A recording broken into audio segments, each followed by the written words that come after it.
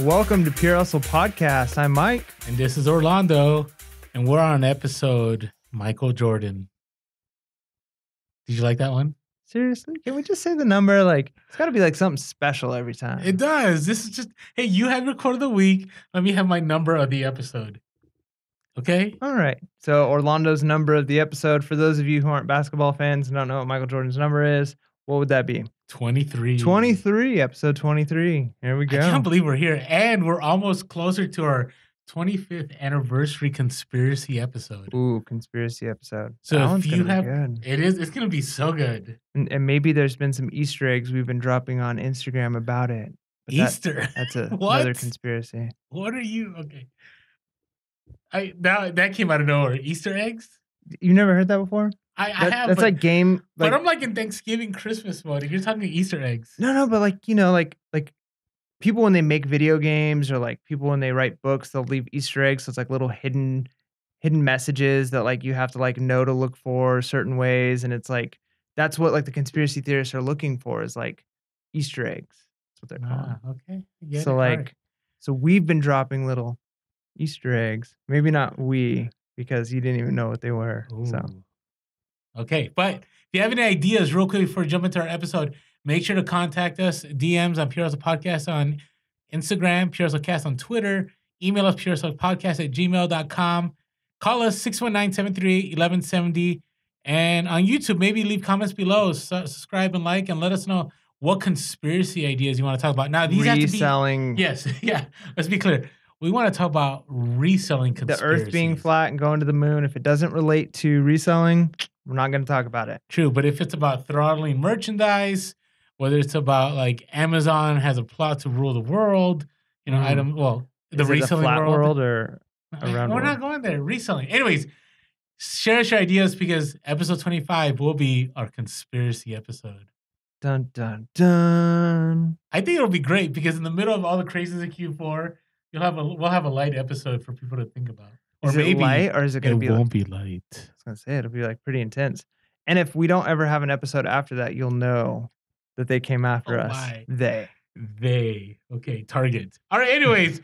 All right, hey, so this episode, I want to talk about, are we growing as resellers? It's a good one.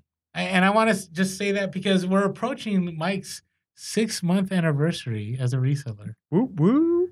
Right? And reflection is important, right? Like you always have to be reflecting on where you were, where you are now, if you plan to move forward. Right? Yeah, and this episode applies to everyone. I mean, I'm going to be talking about experienced resellers and new resellers. Yeah. But I know we have a lot of new listeners that are, super brand new. And, there's things that you can look at to evaluate, like, hey, am I growing as a reseller? And there's ways you can evaluate, like, am I failing as a reseller, right? Just things to think about. So. Yeah, because growth is important. And I feel like, I don't know if I've ever met anybody that's doing the kind of thing we're doing that like cares about hustling, that feel like they've made it to the place where they don't want to grow anymore. Where they're like, no, this is enough. Like, I just want to stay exactly where I'm at from here on out. Like, I feel like most people want to grow and keep moving forward. I would hope so. Yeah. So if your experience, you've been doing this for 10 years, you're probably not thinking like, nope, I'm good. I don't ever want to make more money than I'm making now or spend less time than I'm spending now. Like we always want to grow. So reflection is part of that. But I think they're still growing in that. You know what I mean? Like I'm getting the mic look. He gives it like, but that's what I'm talking about is growing. Like everybody wants to grow. Yeah, but it doesn't, were you saying it doesn't mean just more money? No, I mean, that's part of it. But like, I what I'm saying is I don't think people ever like make it and just stop. And no, you can't stagnate. But what I want to say is like growth may necessarily not be connected to making more money. It could be your mind. It could be your emotions. Well, no, but it could be like changing your lifestyle through reselling, right? It could be like you've done reselling to a point where you're not working as hard your first year, right? Which kind of ties into the first thing we want to talk about is like burnout. All right, reseller burnout's real. Have you burned out already? Nope, I don't burn out. I keep going. Oh, come on now. Close? You haven't had one single day in the 6 months where you're like, oh man, I'm tired of this. Like I'm tired of sourcing. I'm tired of listing. Yeah, there's definitely days where it's like, I don't want to do this today. Which I feel like, I know you've got this thing. What is it? No rest until December what December 17th, 18th, which 18th. I hope that's the right date, but that's Yeah, like the last day I want to send things into Amazon. yeah. See, I feel like I don't have that exact same mindset. I'm okay with taking a day every week, right? Or sometimes go a couple weeks with none, and then a week where I take 2 days kind of rest. But um, so there are definitely times where it's like, okay, now's the time where I need to take a rest day so I don't burn out or so that I'm more productive tomorrow. But as far as like overall burnout, oh man, because I've my wife said something to me that stuck with me. It was like, I've got all the motivation I need and he's up there sleeping in his crib, right? Like I've got a son and I Okay. want to make enough money to change, you know, my lifestyle and his lifestyle and free up time that we can be with him and I that get that it. helps to avoid burnout, I think, having the right motivation. But I think dealing with burnout is part of growth.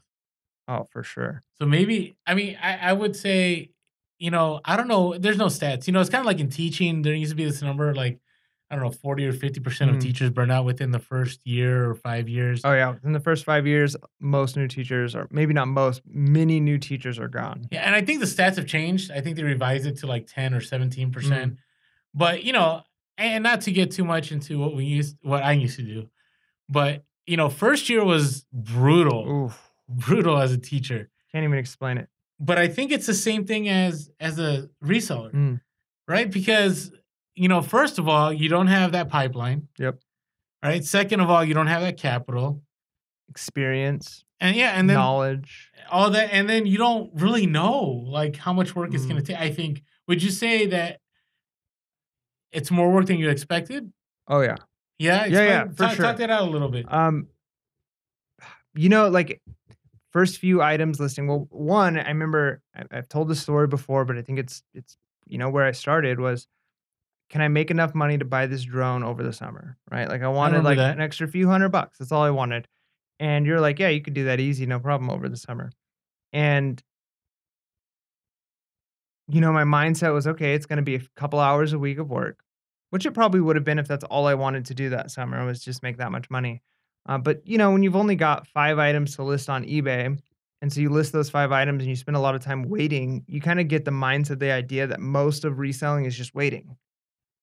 But as I've been picking up and trying to build a pipeline and sourcing, multiple times a week, listing multiple times a week, taking pictures, cross platforms, like there's very little waiting and a lot of hustling. I get it. And so that's part of, I think, one of the ways you get able to determine growth. You recognize that, Mm, like you see that, because when you're first reselling, like you watch somebody on YouTube and you're like, mm, oh, I could do that, right? Or you listen to a podcast, or you see an Instagram post and you're like, oh, I could do that. yeah.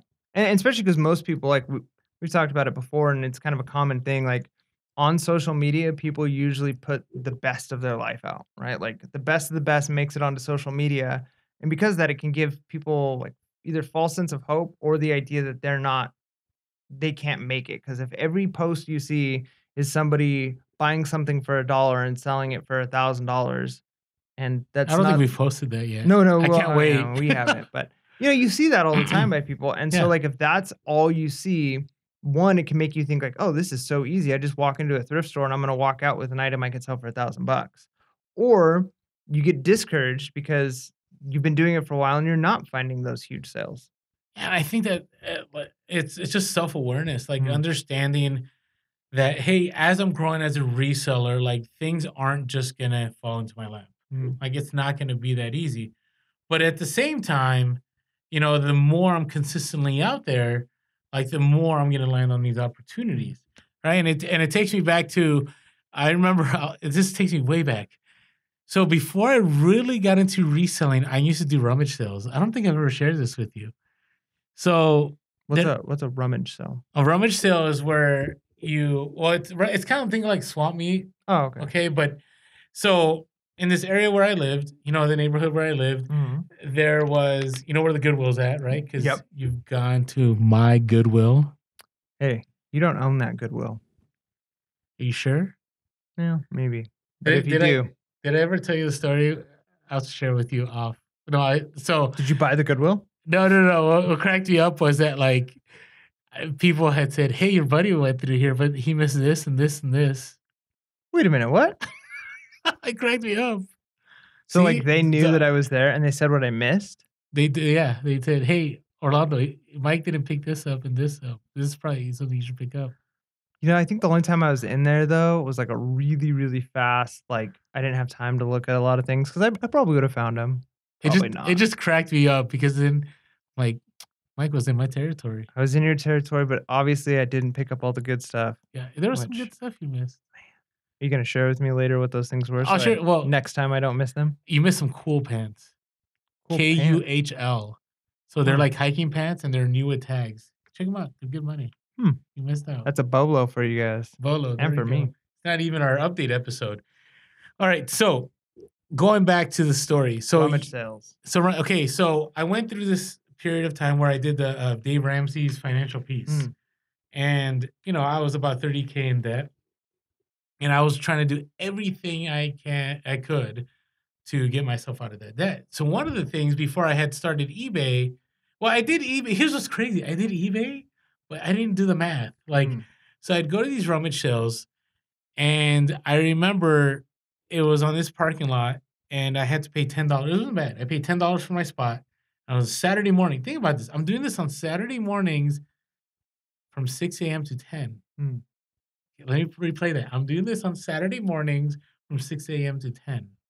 What is wrong with that? Well, that's definitely the golden hour for buying stuff at garage sales. Okay, so you're selling at this time instead of buying. I'm selling, Okay. and I'm selling at a rummage sale. And I would have to get everything from my house, stuff it in my car, set up early, and just sit out there all day. And the problem was that everybody that showed up, well, they're not paying top dollar. No, they want a deal so they can flip it on eBay. That's what they wanted. Like, I remember all these My Little Ponies I had that, were for my daughter. Like, I wanted like $3 a piece, and everybody was lowballing me, and I was just so frustrated. Like, why are they doing that? Well, I wasn't, this was new. I wasn't growing as a reseller. Like, I didn't get it. And I remember Goodwill wasn't there yet. And there was rumor that they're shutting down the rummage sales. And everybody was like, oh, darn Goodwill, like, taking us out of business. Like those Walmart documentaries, like Goodwill comes in and shuts down. No, that's what it was. It's like big box store Goodwill is showing up. And everybody was pretty upset.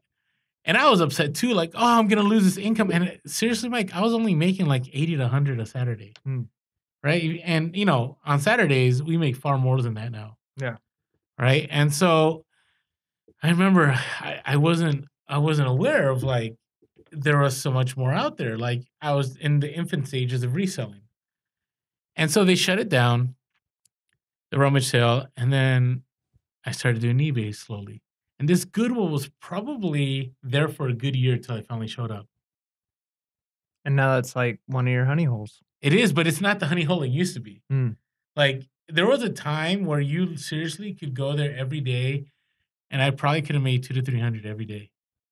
What do you think? What has changed with it? Why is it not? Have more resellers found it? Or? More resellers have found it, and Goodwill does a lot of eBay stuff. Like, not the eBay, but their own Goodwill auction site, whatever it is. So a lot of the stuff gets sent out there. Come on, Goodwill.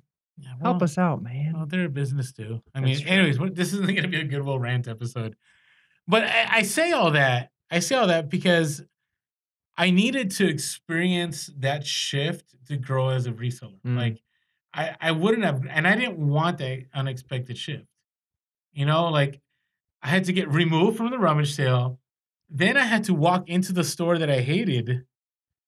And then over time, like, I recognized, like, I have to do hard work. And part of that hard work is being at that store every single day. Right? And once I started doing that, it was crazy the stuff I'd come across. I'd find all kinds of items that I would pay, $5-10 for, and I'd be able to flip for 100. Part of that, I'm sure, besides just the profit you were making being there, the amount of work you put in there probably helped you gain a ton of knowledge on what was worth buying and what wasn't. Because I feel like I learned that when I first started reselling was I would spend forever at a garage sale or at a thrift store, and then over time you start to learn what's good and what's not, and so you spend less time, which allows you to spend the time on the weird and unique stuff that you're not sure about. Well, that helps you avoid burnout Yeah. too, right? Because as you're growing as a reseller, I think one of the signs are you recognize how to get out of burnout, Mm. right? Like you said, you begin to expand what you're going to sell, or you try to find different ways of sourcing. So one of the hard things, and this is now I'm speaking as an experienced reseller, was when I went full time, like things got boring pretty fast. Hmm. Right? Because, before I was like, oh, I can't wait to get to this thrift store on It's Monday and on true. Wednesday, on Friday. Well, I could hit all those stores in one day now. So then what do I do? Yeah, for the rest of the week. So what are you doing to avoid burnout? Because I mean, that's a good thing to consider is some of our listeners are like me, where they're only able to do reselling kind of part time, as it were. And so there's, I don't want to say excitement still, but there's kind of a certain amount of, it's a limited amount of time. There's probably way more you want to do than you have time to do. So you're busy all the time. There's not boredom. So if you do go full time, what can you do to avoid burnout or being bored? Well, I think one of them is expanding where you source. Mm, I had previously I was very much a thrift store person. Right. So, the thrift store that, my honey hole or mm, my store, whatever, like that was a consistent everyday thing. Then there were certain stores that I'd like to go on Wednesday nights because that was the only time I had. mm, But now that I could go every day, I had different options now, right? So I began to look at outlets and I began to go to stores that I enjoyed, merchandise from. And then I recognized that if I went on certain, 3-day weekends or if I grabbed certain coupons, I could pick up a lot of cool stuff. And then I came across other kind of discount stores that I hadn't thought about going, and I would find all these toys that I would never have found before. mm, So there's always something fresh. Like, and then I would say one of the biggest things this summer was Marshalls hmm, and like TJ Maxx in those stores. And I know some people are like, "Oh, I can't believe you said the store," but I'm telling everybody knows about Marshalls, right? yeah, Would you say that? yeah, Yeah, I think the secret's been out of the bag for a while, and it's sad, you know, but it's another one. You know what I mm, mean? So I can go from being excited about finding certain thrift items like some shoes or shirts, whatever, or I can go to the outlets and be excited about that, right? We talked last episode about that dopamine rush that we get yep, in reselling, right? When you find things, it's the same thing. It's just different. yeah.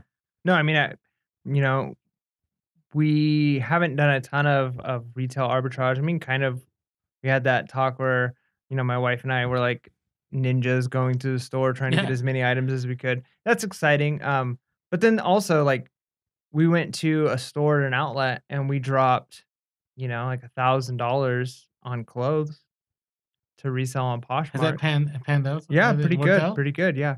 Um, Have you made your money back so oh far? yeah, yeah, yeah, we Oh, made our that's money back, awesome. yes. Now we're in the green, right, where money coming in is profit. Okay, but that's evidence of you growing as a reseller, Yeah. right? So tell me what led to you making that call? Because initially, I remember you were at garage sales and you were only willing to drop like a dollar or two here and Mhm. there. And then thrift stores, but then I remember you telling me this is I don't know, maybe one of our early podcasts, you going, yeah, and I went to this place and I dropped $1,000. I'm like, wow, like what led you to that? I mean, part of it is building confidence, right? One, I try not to make decisions without thinking them through and making sure that I'm making a wise decision, right? Okay. Of course, I make a ton of mistakes, but I try to make sure that when I'm making mistakes, it's when I can recover from. It's easy, you know, low risk mistakes.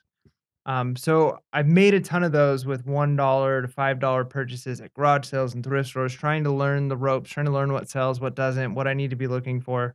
I feel like that's knowledge, like it's worth doing that. And then as I spent more time reselling and realizing, okay, there's profit to be made here.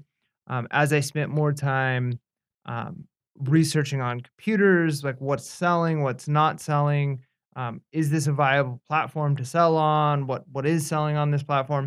The more research I did, the more confident I was that, okay, I'm making a good decision.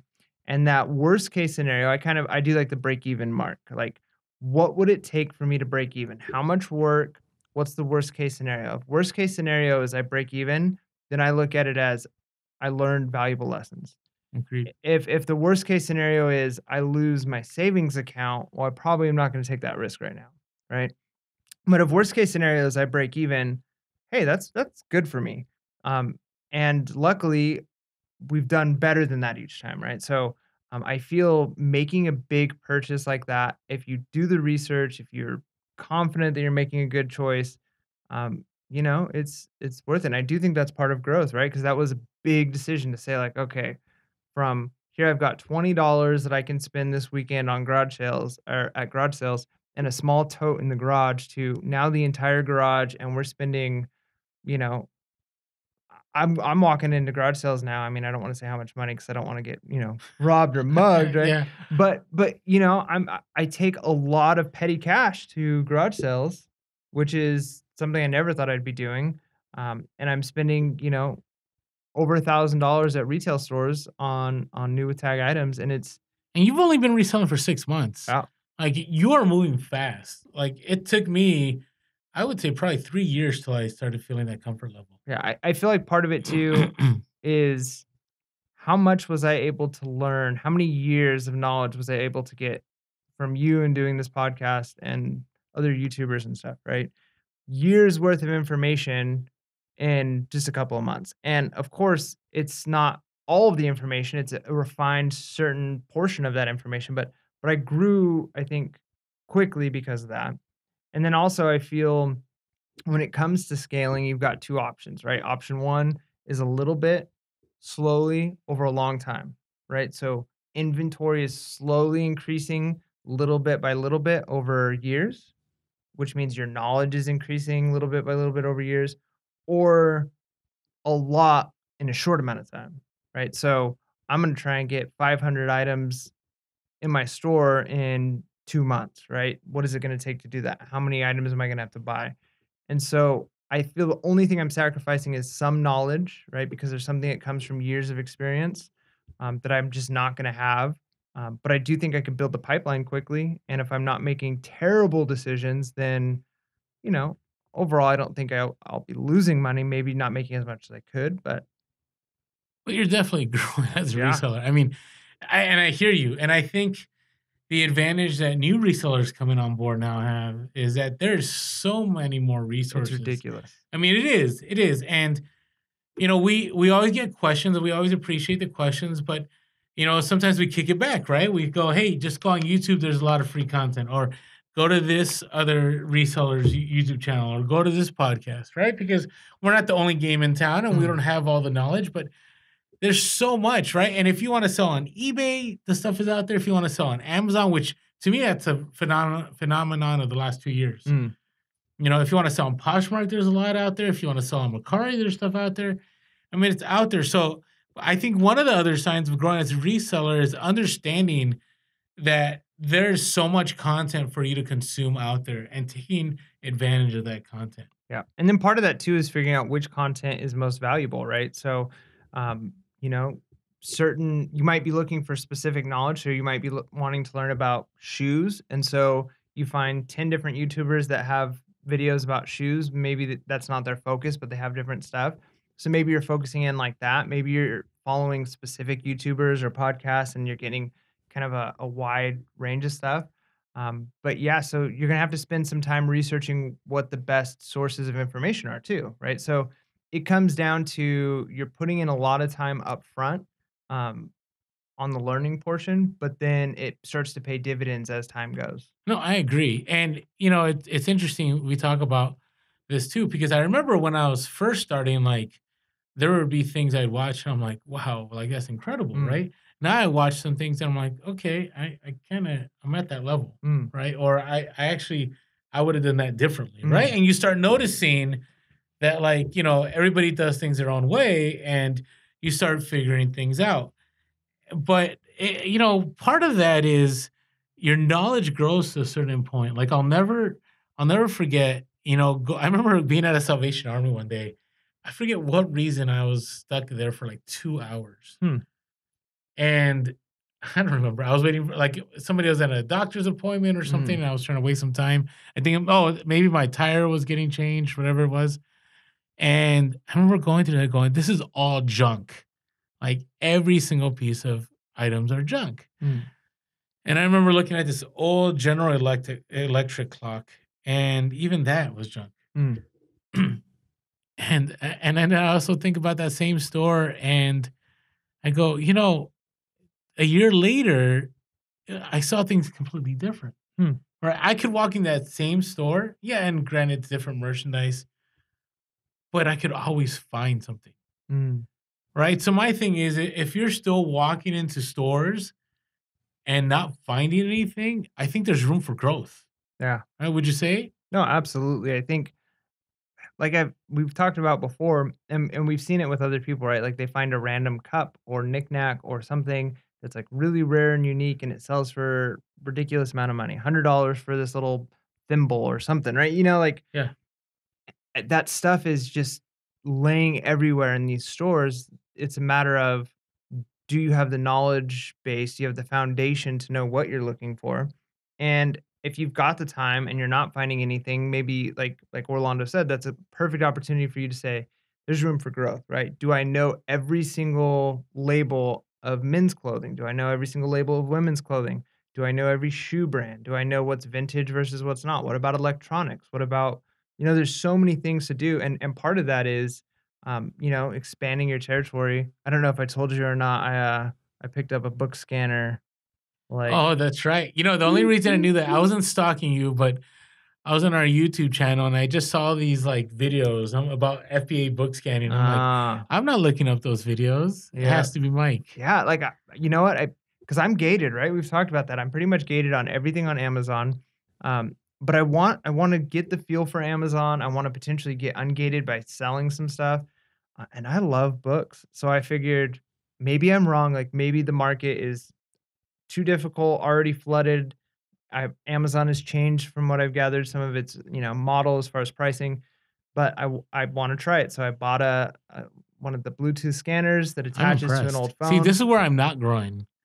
Like, I just won't go there. Hey, but if you've got if you're already full in an area, like, don't take on more that's gonna cause you to No, and fail, I get right? that. I mean, I've done the book game. I never got a scanner, but I used to sell a lot of books. Mm, But yeah, you're right. I mean, I spend most of my time now doing RA with toys and shoes and apparel. and see, I'd love to be there, but if I can't, you Yeah. know what I mean? It's like, so I gotta find the road that works for me, and so maybe it's books, maybe it's not, but, I spent $200 buying a scanner. Wow. I spent $30 for a 1-month subscription to the program that lets me do it without, Wi-Fi or What anything like program was that. it? Spotify or Yes, Scout yes, IQ yeah, or I think it was FBA formerly FBA scan? Scan, which I Okay. think is now, Scoutly or something like that. Okay. Okay. But yeah, so I'm $230 into this, and I'm just like, "Okay, let's go scan some books," right? I've got no idea. This is a huge risk for me, but it's one of those things where it's like I've made enough money reselling that I know I'm gonna recoup $230, no problem, right? Like, I sold something the other day that made me $100. Like, as far as that goes, like, I know that's fine. But that's growth. Like, think about that. So, one of the ways to determine if you're growing is do you have the capital Mm, to branch out, right? To try different things. If you're still stuck, making and maybe, and again, I want to say if you're okay with making a certain amount, then you got to look at how can I make that same amount with less work, yes. right? Yep. That's part of growth. But if you're doing the same old, like, that's where it gets tough, and it Mm, seems to me like, wow, I'm impressed. Like, and this is what I wanna say about Mike, is that Mike is, to me, is one of those resellers that will make it, and I say that because if you wanna be a reseller, you have to be willing to try things out on your own. mm, Right? You have, instead of, finding a reseller and contacting them, which there's nothing wrong with, but if that's how you're getting your information all the time, you're gonna have a really hard time. But if you're willing to go out there and put in the YouTube hours and the podcast hours and going out in the field and getting a scanner, like, that is a sign of growth. So I want to encourage you that are new, like, that's one way to do it. And I've seen Mike, like, I never even encouraged Mike to get an FBA, to get a scanner. I probably would have discouraged him, but mm. but he did. So how's it been so far? You know, 2 things I've kind of learned from that. One is it is so much quicker, obviously, scanning with a scanner, but it's still a lot of work. I've only been to one library and one thrift store just to kinda try it out, and I've only picked up, like, 4 books with pretty low profit margins, and I didn't scan everything because, it's like, I still gotta takes time to go through all of the sections. Um, but what I've kind of realized is like, okay, now I have to do the math, right? Part of growing too is the reflection of where am I at right now? So I'm spending $30 a month for the subscription. So that means profit, I need to bring in minimum $30 a month to pay for that subscription, books I'm sending in. So then I got to figure out, well, how many books is that? How many hours is that to the break even point? Now, how often, and I'm gonna have to do this for a couple months to figure out these numbers, right? How often am I gonna be finding books that are gonna bring in $100, right? Is that a rare thing? Does it happen often? So I feel like it's one of those things where I'm still in the infancy level, but I realize like, okay, this is a lot more work than I assumed to start with, which I feel like is probably a good habit to have, is to always assume things are gonna be a little bit harder than you think. That's growth. Again, that's self-awareness about what it takes to resell, Mm, right? So if you're still in a place of going, man, this is so much work, like way more than anticipated, but you haven't kind of worked through that and adjusted to this is what it's going to take, mm, like there's room, right? yep, There's room to understand and come to kind of, I don't know, like just a place where there's a, I don't want to say maturity. That sounds mm, like not the right word, but something to that effect, mm. right? Of like, hey, this is what it takes to get to that No, place. I think maturity is good because I mean, part of it's fiscal maturity and part of it is just um, your attitude, right? Like, understanding of the situation. Because I mean, you even talked about if it's not money that you're trying to make more of, it might be, freeing up time or energies that you can, spend more time with family. Those are all things that working through and recognizing that there's a cost to everything and learning how to do that cost benefit analysis, like what is it going to cost me and what am I going to gain? And sometimes you're giving up energy, sometimes you're giving up money, sometimes you're giving up time with family, right? Like you got to figure out what's the cost, what's the Or you're giving benefit. up Fortnite. Yep. Yeah, are you giving up TV shows, right? Something that's going to waste your time. It's a good thing 24 is not around. You mentioned that before. I Uh, like 24. That It's was one of the shows that my dad and I watched like consistently. nice. I think so. I know I feel like I've been talking a lot this episode, but Well, it's about your growth as a reseller. oh, Okay, well, I'm gonna ask about your growth too. But I want to drop a quote of the week here. wait, no, it's only update episodes. No, it's every week. Orlando, how many Okay. times I gotta tell All you right, this? all right, all right. Go for it. Every week, Go for it. get a quote. Go for it. It's like my thing. Otherwise, it'd be called quote of the every other week. Okay, you're right. You're right. Okay. But it's quote of the week. All All right, right, so you quote of the win. week. And again, this is an ish quote. It's probably pretty close to word for word, but not exactly. Um, but anyways, I heard this and I feel pretty good. Attitude is equally as important to success as ability, Oh, 100%. right? Like you can be able and capable, and maybe somebody is naturally more talented at something than you are. But if you don't have the right attitude about doing the work and putting it in, you're not going to be successful. 100%. And okay, I'm going to get a little bit educational here for a moment. So there's this book out there called Grit, right? Yep, grit. Have you read it? I have re- I have And read it. you've read it. Okay. And it was written by this researcher named Angela Duckworth. And what she did is she researched people that went to West Point. She researched people that were like in film. She researched athletes. She researched all kinds of people. And what she came to find out is that those that make it, those that go next level, it's not just about their talent, it's about their passion and perseverance. Yep. And that passion and perseverance count double of talent Yep. or something And to that effect. yeah, and not only that, but they came at it with the mindset or the belief that IQ was going to be a large determiner of success in life. And what they discovered was IQ actually can be detrimental to success in life. That people with high IQs or high talent and ability in something often perform less in that area because success has been so easy for them that perseverance hasn't been something that they've developed, and Huh. they don't have that attitude of, "I need to work hard, I have to keep improving." I don't remember, but I'm sure that was in the book. Mhm. It was in the book. No, You quote me on sure. it. I know. I read Quote of it the week. years ago. But here's the thing. Here's the other one that other thing that came out of that for me. And I remember having this conversation when I was reselling and I was an administrator because you know what's awesome about YouTube is that YouTube has definitely changed the game as to what it means to be successful. Mm, Right? Because, you know, back in the day, right, and we're educators, or I used to be one, and you're still an educator. Once an educator, always an educator. Okay, there you go. But the only way to be successful was, right, you finish high school, you go to college, you get your master's or whatever, and you Yep. go find a job, right? And now all of that's changing, Mm-hmm. right? And I remember, I saw a lot of YouTubers, and they didn't finish high school or they didn't finish college, but they're successful. Yep. Like they're making it, and they're doing better than I am. They're doing better than you are. Like, Yep. and the skills that they possess are skills that they only come through persevering through things. Yep. Right? It doesn't matter what books you read. It doesn't matter what classes you attend. It's about putting in that work. And that stuck out to me because one of the things that was discussed in this book was that, the people that were successful at things, it wasn't that they had that talent, that they put in the hours. So if like you put in, I think it was like 5,000 hours of practice playing chess, you could be a great chess player. If you put 5,000 hours of practice into playing a certain instrument, you could be a top tier person playing that instrument. And I think the number they actually say they've proven is like 10,000 to be an expert. Was it 10,000? Yeah. Okay. And I think about that with reselling, right?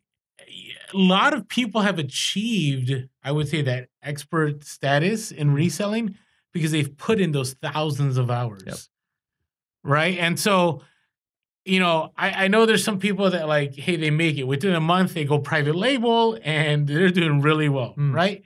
But I would say that's not even close to the majority of people in reselling, right? Most of our people like you and me, right, that are just grinding and we're just, we're building our businesses, and it's going to take those hours. Yeah. And honestly, I don't think luck. I mean, you always hear the stories like the people who have the luck, right, where they hit it big, they were in the right spot at the right time, basically won the lotto type situations. And I feel like for the most part, what I've noticed and from what I've seen other people explain is that those people, the success doesn't last for them, right? Like the luck thing happens for a while, but if they're not wise, if they're not willing to work and hustle, it ends up going away. Like luck can only take you so far, and hard work will take you further any day of the week, right? 100% of the time, working hard, putting in the hours, putting in the effort. I mean, it's like that. It's like a slogan you see on a t-shirt, right? Like Another quote. It's not if it's a t-shirt quote, it doesn't count. Okay, all right. Just check. But yeah, like hard work beats luck or talent any day. No, I agree. But that's part of the growth as a reseller. Like, no more making excuses, right? No saying, hey, it's because of so and so. Like, I see a lot. Oh, these episodes get philosophical sometimes, and I feel like it's our every other episode is like intense, but you know what I mean? Like it's encouraging, I think. No, we're just trying to be real. But you hear a lot like, hey, my sales aren't coming through because eBay changed this, right? Or Amazon did this. And I agree. Like sometimes eBay messes things up for us. Amazon messes things up for us, right? But those that continually make sales, right, they adapt. Yep. Right? They figure it out, right? You put in those extra hours to make it happen. So let's get back a little bit to the practical, right? If you're growing as a reseller, I think you have a better understanding of numbers.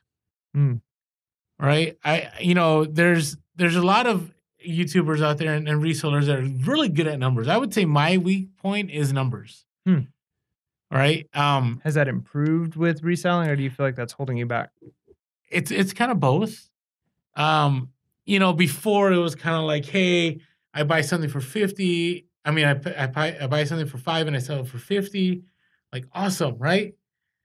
But I think as you grow as a reseller, you're like, okay, I bought something for 5 and I sold it for 50, and I spent an hour cleaning it and I put it together and I took a picture, and then eBay took its fees, then PayPal took its fees, then I spent time shipping it, and then this is how much shipping was, and I shouldn't have done free shipping.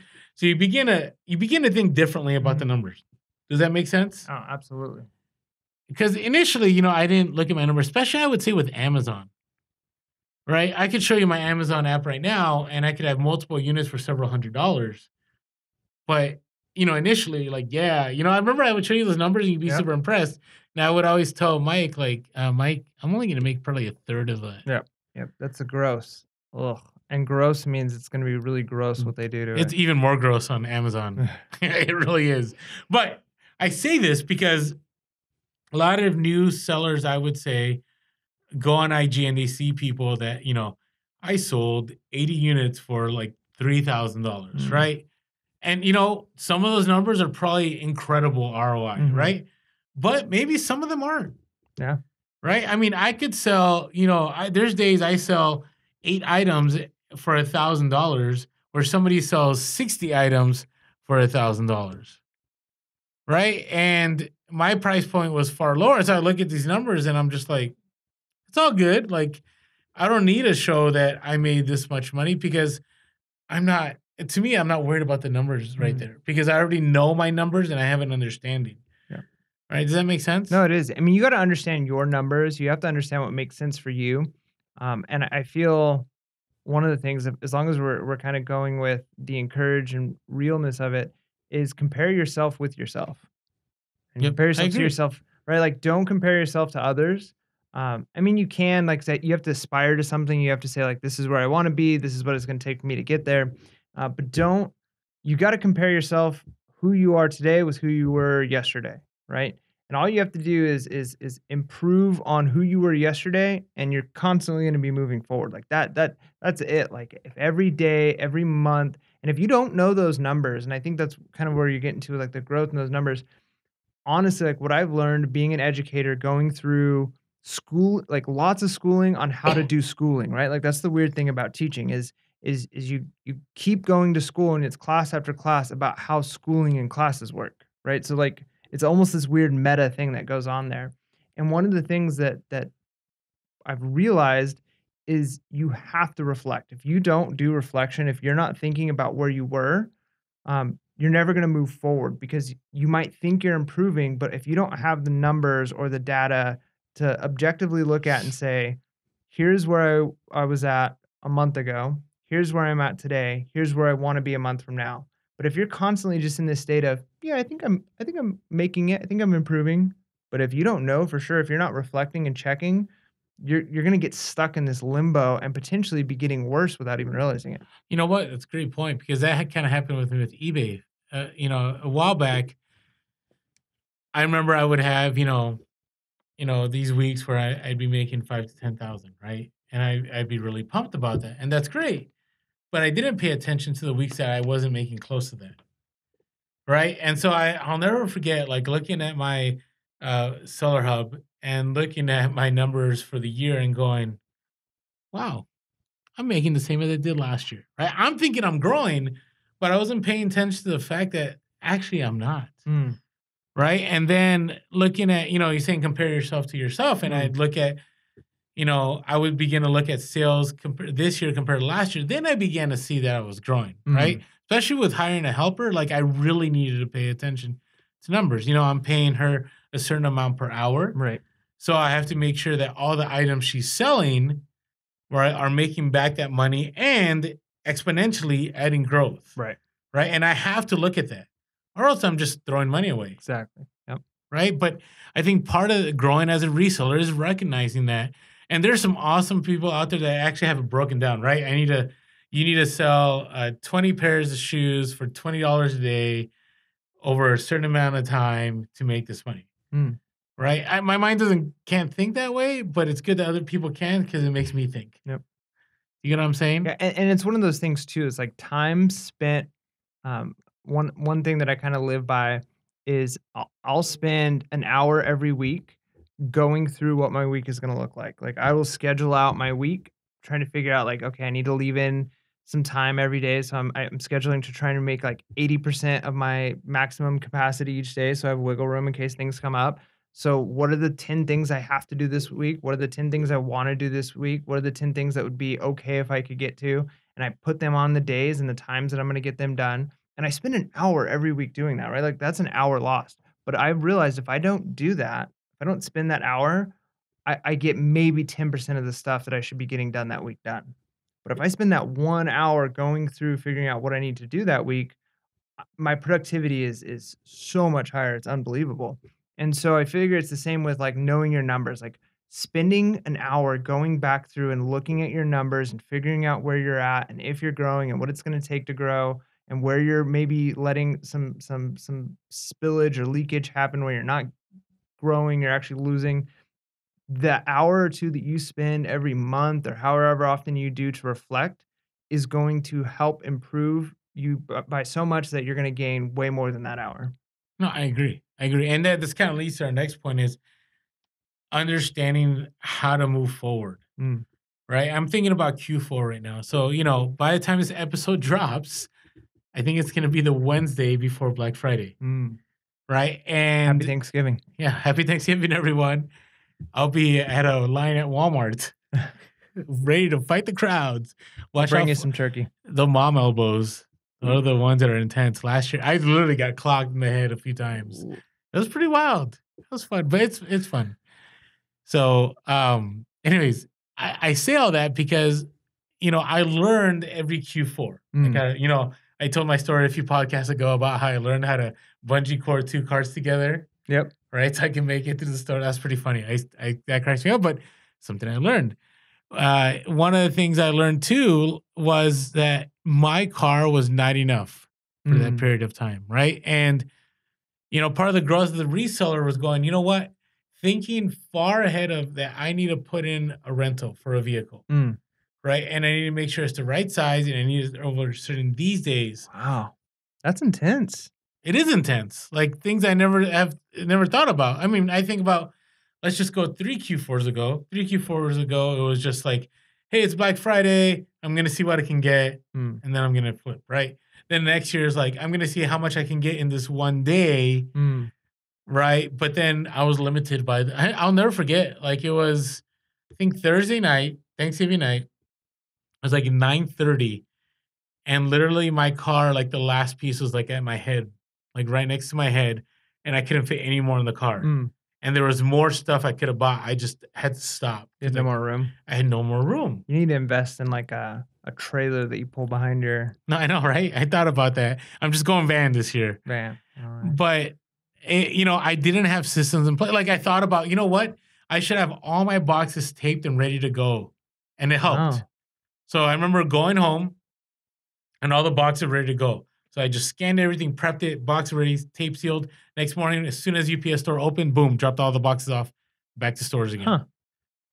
Right? But it's one of those signs of growing. Like, you understand what systems have to be in place at certain times of the year to be successful. Yep. And part of that, I mean, I'm gonna sound like a broken record here, but I think reflection is a big part of that, right? Like you had to reflect on what went well last year and what went poorly, right? Well, I ran out of room in my vehicle, so that's a problem I need to address next year.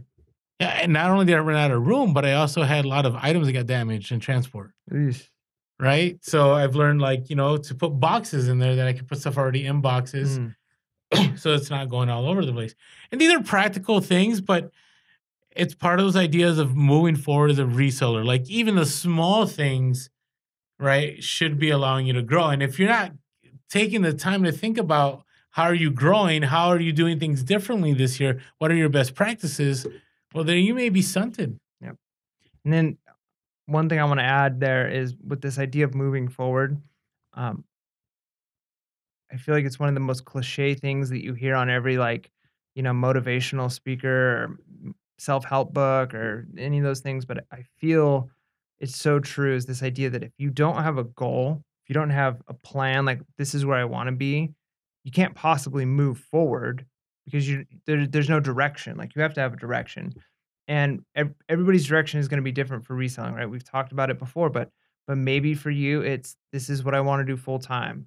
Maybe for you, it's this is what I want to do in order to buy Disneyland tickets for my family, or this is what I want to do in order to, pay off my student loans, or it's just fun and I want to be able to pay for another hobby that I'm into, right? Like, but if you don't have like this is the end goal, you can never reach it. You can never move forward because you're just going to be kind of stuck in this, I don't know, right? But I So, think I think that's part of growth as a reseller, in the sense that it goes from, I'm gonna buy Disneyland tickets, I'm gonna make an extra 100 to 200 a week, to this is how it's gonna happen. yep. And so start with a small goal, right? Like your goal might like mine was I'm buying a drone, right? Like I need like an extra $300 or $400 this summer to buy this drone that I want because I already have some money saved up to wow, new goal. I want to blank, right? And then new goal, right? So your goals can shift and change as time goes, and that's part of growth. But you're never going to be moving towards anything if you don't have some idea of what you want. Like write it down. Like what's your first goal? Because maybe it changes by the time you reach it. Maybe you never buy that drone. But if you don't have a goal, Did you ever buy that drone? nope. Are you ever gonna buy that drone? Maybe after I buy my first rental house. No, I'm only kidding. I probably will because I don't think he's kidding. I do like wedding videography and stuff like that, so it will be something that eventually I want.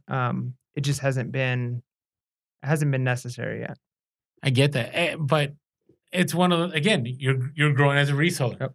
right? You had these small goals like, hey, I'm gonna buy this drone or I'm gonna do this, and I remember for me, it was very basic. You know, it was like I'm gonna get Disneyland Mhm. tickets, or I'm gonna make sure that I can pay for family dinner every week, and if we want to go to Chili's every week and drop, close to $100, it's all good, like no big deal. And then it went to, no, no, no, I actually want to build this amount of capital. So, at this point in time, when Q4 hits, I'm good to go, Mm, right? And the next one is I want to build this amount of capital because if I ever want to go private label or do mm. wholesale, I can have that Or amount. go full time. Or go, yeah, and the full time thing, like I always said, it was like unexpected. Mm, I built that foundation, but it never was that goal, right, right? But part of growing as a reseller was understanding if I needed to go full time, right. these are the things that had to happen, right? So I had to be real about the numbers. I had to be real about I needed to have make sure I had 6 months, savings if anything were to Mm, happen, right? I had to make sure that I had enough inventory in Amazon that if I ever got injured or I couldn't sell stuff right away, I could still sell stuff. I had to make sure that systems were in place where I had enough of a pipeline that if I couldn't source all the time, hey, I'm still making those mm, sales, right? That's long term thinking about those numbers. It doesn't have to always be exact numbers, even though exact numbers are probably the best way to do it. Um, but it has to be about, what is it going to take to be sustainable, mm, right? Going back real quick to exact numbers, I'll never forget Casey the Rockstar Flipper. He did something a few, maybe a year and a half ago on YouTube. And I think Ryan from Rally Roots also did something about, what's it take to make 100,000 a year mm, mhm. and reselling. And I remember, I think the number was like 180,000. So think about it. You have to make 180,000, and that's with a lot of things in play, Right. right? I mean, it could be a lot more. Like if you're doing Amazon, right, to make 100 net, it could be Yep. 300,000, right? It could be 500,000. It could be 1,000,000, depending on what your margins are. Again, you got to look at those numbers. You got to Mm, understand those numbers. But that spoke to me because I had to understand, okay, my taxes, right? I had to be real about my taxes. I had to be real about my costs. I had to be real about, how many items I need to sell a day, how many a month. Okay, and what about those peak months? I need to make sure I have these amount of sales so the slow months of summer aren't as affected, right? mm, That's another way as an experienced reseller, I would say even new, you're recognizing, hey, you're growing because you're coming to an understanding of these things. yep. So how are you feeling right now? You feel like you grew? Feel like I'm growing all the time, Yeah. and it's a good feeling. I do, and I would say this podcast has forced me to grow, That's good. right? I That's mean, good because, like, obviously, I'm gaining a ton out of it because, like, as the new I mean, you grow so much more percentage-wise when you're new at anything, right? So the fact that you're getting something out of it too, and you've been doing this for a while is encouraging to me, and hopefully it means that some of the other experienced, resellers out there are able to get something too. so in the practical sense, so real quick, what are some of the things that are different now than were 6 months ago for you? Oh, that's ridiculous. I can't answer that. It's everything, Top right? five. Um, my entire garage is now, reselling, And it's not junk. and it's not junk, Okay. okay? Um, my wife is involved in it too. That's awesome. Um, we gosh, I don't know. We have a business account now, Okay, like that's a right. You have business separate bank bank account. accounts. That's good. Okay. Um, how many was that? Three, I think. Gosh, I don't know. I You're mean, on different everything. platforms. You Yeah, started we with got 2 eBay. different Now you're on platforms now. Poshmark. Um, expanding potentially out to more, sourcing like crazy, spending thousands of dollars a month instead of $20 a month, right? Like, There's a lot has changed. There's growth, right? And I would say for myself, if I were to share my top 5, for me, it's, I think the biggest one was, you remember in the early podcast, like my inventory was a big issue. Yep. Right? I was spending probably 20 to 30 minutes at the least whenever I sold a pair of shoes. Just looking for it. Just looking for it, right? Think about all the time. Like, I was stagnant as a reseller, and it wasn't until I did this podcast, I kept myself accountable to you and other people in the reselling community that called me out on it, that I got organized, right? And now it only takes me 2 minutes. Man, I've saved so much time, right? I've learned how to prep for Q4, right? Where, 2 years ago, I was really hesitant. Last year, I purchased a lot more. This year, I'm like, okay, you can't outspend the velocity of spending. Of sales, right? That was a huge lesson for me last year, right? And so that's given me comfort. I'm like, hey, I can go big as long as I source right, and I'll make that profit, right? And the other things is expanding to get a helper, right? Yeah. It wasn't until this podcast, where actually this podcast combined with going full time, that I can't scale unless I have somebody else to help me, right? So I think a lot of these things come naturally, but some of these things you have to force. Like, how about social media for you? It's huge. That's right. That's huge. A big growth. And it's only because of this podcast again, right?